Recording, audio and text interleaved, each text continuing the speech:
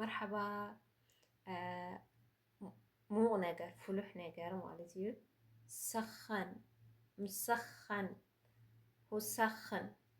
نقول نموغ ነገር ማለት እዩ ዝሑል ከዓ ባርድ ባርድ ነዝሑል ነገር ባርድ ብጣዕሚ እዩ ዝሒሉ ማራ ባርድ ማራ ባርድ በረዶ እዚ በረዶ ነገር እንድሕር ኮይኑ ምተለጅ التلج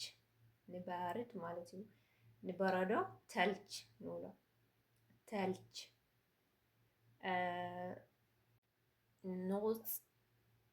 ናሽፍ ናሽፍ ንንቑፅ ነገር ናሽፍ ንብሎ ንዝደረቐ ነገር መራ ከዓ ጋሲ ጋሲ ሕጂ ንጥቀመሉ ሕጂ ክዳን ደሪቑ ተኾይኑ الملابس ነሸፍ خلاص ነሸፍ ንብል ክዳን ነገር ማለት እዩ ያብስ ከዓ ንምንታይ ኢና ንጥቀመሉ ያብስ ሕጂ ዝኾነ ዝብላዕ ነገር ምግቢ እንድሕር ሃልዩ خبز ነገር هذا ያብስ ነቒፁ ማለት እዩ ይኾን ኣሎ ደረቕ ነገር ያብስ እንዝብላዕ ነገር ንዝኾነ ነገር እንድሕር ደሪቑ ኮይኑ هذا ያብስ ወይ ከዓ ናሽፍ እውን ንጥቀመሉ ንኽእል ኢና እንድሕር ክዳን ደሪቑ ትብላ ኮንክን ግን ያብስ ኣይበሃልን ክዳን ምድራቕ ማለት እዩ እንድሕር ክዳን ደሪቑ ኮይኑ هذا ملابس ናሽፍ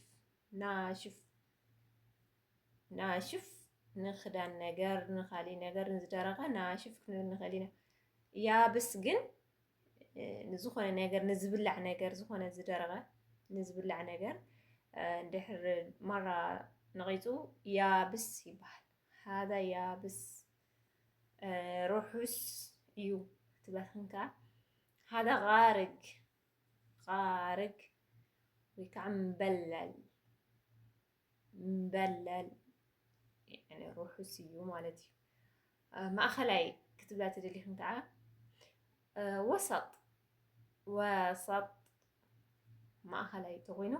ወሰጥ ይኸውን ኣሎ ማለት እዩ